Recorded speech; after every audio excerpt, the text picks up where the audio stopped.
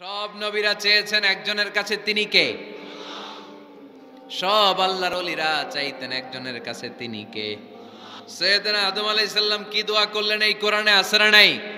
সৈয়দনা ইব্রাহিম কোন দোয়া করলেন কোরআনে আছে না নাই? সৈয়দনা আদম আলাইহিস সালাম ভুল করে একটা নিষিদ্ধ ফল খেয়ে ফেললেন, যখন উপলব্ধি করলেন চোখের পানি ছেড়ে কান্না জুড়ে দিলেন আর দোয়া করতে আরম্ভ করলেন। পড়েন, রব্বানা যালামনা আনফুসানা ওয়া ইল্লাম তাগফির লানা ওয়া তারহামনা লানাকুনান্না মিনাল খাসিরিন। ও আমাদের রব, যালামনা আনফুসানা, নফসের উপর জুলুম করেছি, অন্যায় করেছি, অপরাধ করেছি, তুমি যদি ক্ষমা না করো আমরা শেষ হয়ে যাব, আমরা ক্ষতিগ্রস্তদের মধ্যে শামিল হয়ে যাব। ঠিক কিনা? সৈয়দনা আদম আলাইহিস সালাম এই দোয়া করে মাফ পেয়েছিলেন। শত শত বছর কাঁদতে কাঁদতে এই দোয়া করার পরে মাফ করেছে কে? আমরাও যদি ভুল করি, অন্যায় করি, এই দোয়া করলে মাফ করবে কে? আমরা কি ভুল টুল কিছু করি? হ্যাঁ, করেন? আমরা ভুলকারী, আমরা পাপী, আমরা পাপীর ঘরের পাপী। ঠিক কিনা? পাপের সাগরে আমরা হাবুডুবু খাই, পাপের কোনো শেষ নাই। আকাশের নিচে, জমিনের উপরে আমার চেয়ে বড় পাপী কেউ আছে? এমন কোনো পাপ নাই আমরা করি নাই। আমরা পাপী, পাপীর ঘরের পাপী। ঠিক কিনা?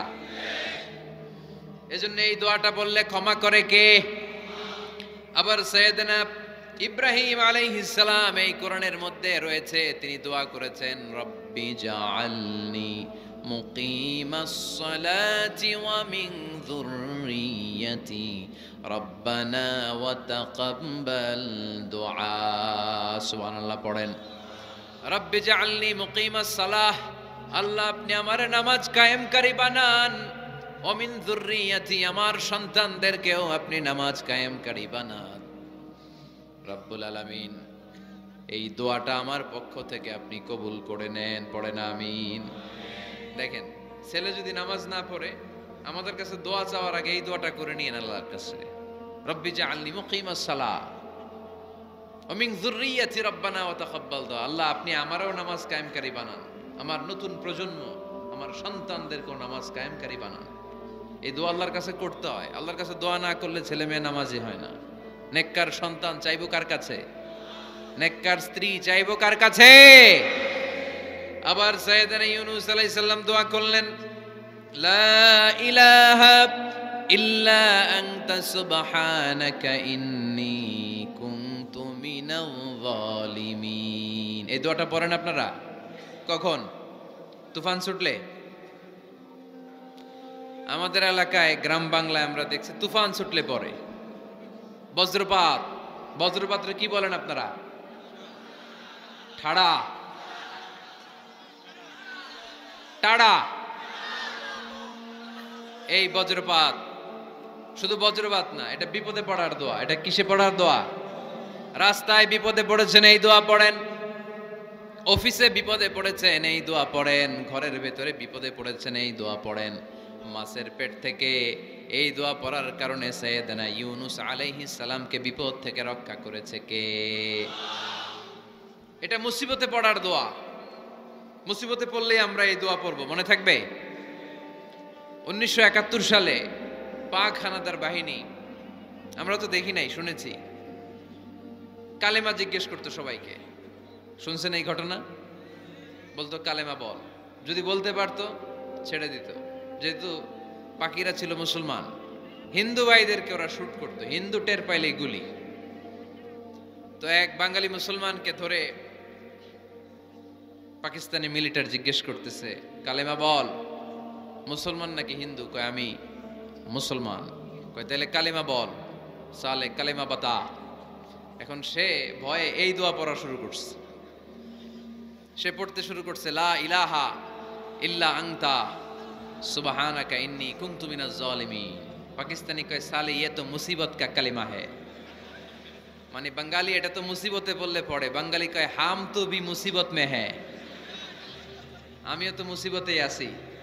তুমি বন্দুক মাথার মধ্যে ধরে আমারে কালিমা জিজ্ঞেস করতেছো, আমার কি আর হুশ জ্ঞান আছে?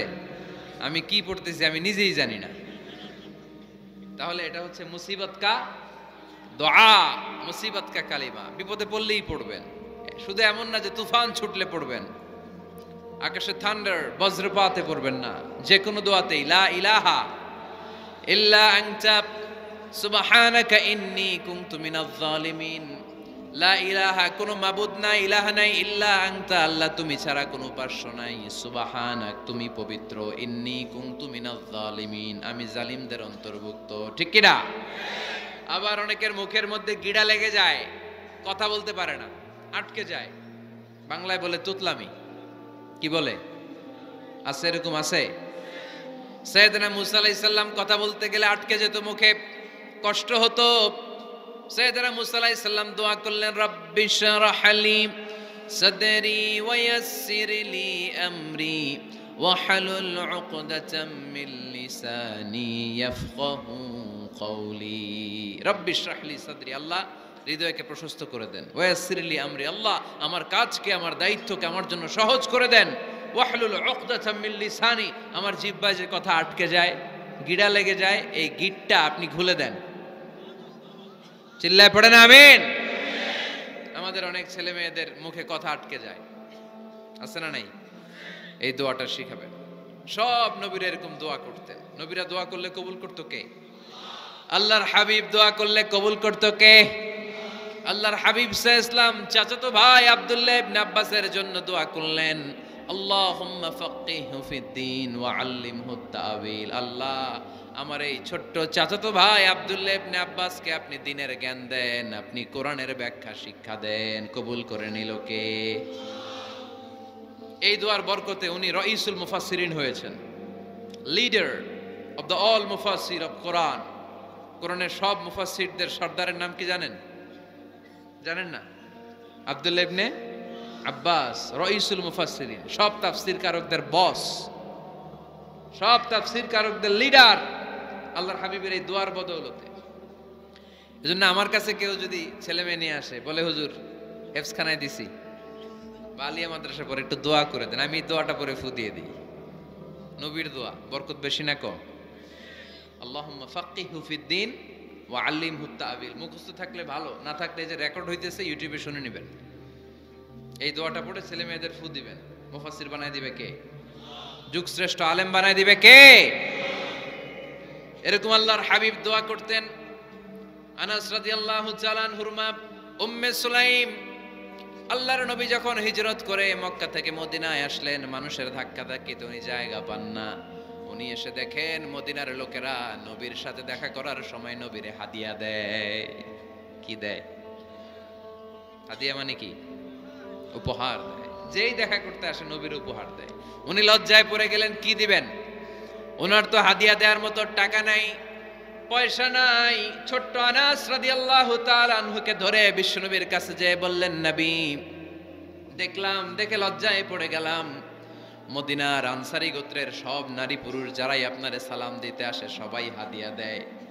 আমার তো টাকা পয়সা কিচ্ছু নাই যে আপনারে হাদিয়া দিব, কি আর করব। আমার কলিজার টুকরা, আমার নারছেরা ধন, আমার আনাসকে আমি আপনারে হাদিয়া দিয়ে দিলাম। আনাসকে হাদিয়া দিলাম, আমার ছেলেটাই আপনার জন্য হাদিয়া। আওয়াজ করে পড়েন আল্লাহু আকবার। ইয়াখদুমু কামা বাদালাক নবী, আপনার যত ধরনের খেদমতের প্রয়োজন আমার ছোট্ট ছেলে আনাস করবে। ও নবী, আনাসের জন্য আপনি একটু দোয়া করে দেন। আল্লাহর হাবিব দোয়া করলেন, আল্লাহুম্মা বারিক ফি মালিহি ওয়া ওয়ালাদি। ও আল্লাহ, আপনি আনাসের মালে বরকত দেন, সন্তানে বরকত দেন। কটা দোয়া করছিল শুনতেছেন? মনোযোগ আছে না গেছে? কয়টা দোয়া? আল্লাহ আপনি আনাসের সম্পদ বাড়িয়ে দেন। কি বাড়িয়ে দেন? আর বলেছিলেন সন্তান বাড়িয়ে দেন। কি বাড়িয়ে দেন?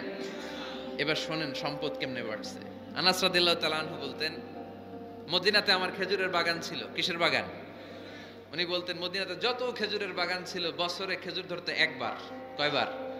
আর বিশ্বনবী ওই ছোট্টবেলা আমার জন্য দোয়া করে দিয়েছিলেন, ওই দোয়ার বরকতে আমার খেজুর বাগানে বছরে খেজুর ধরতো 2 বার। সুবহানাল্লাহ নাই? আর ওনার 80টা ছেলে ছিল, 80টা কন্যা সন্তান ছিল 2টা। মোট কয়জন? আমনের আছে কয়জন? হ্যাঁ, ছেলে হোক মেয়ে হোক দুইটা হইলে চলে, একটা হইলে আরো ভালা। এগুলা না।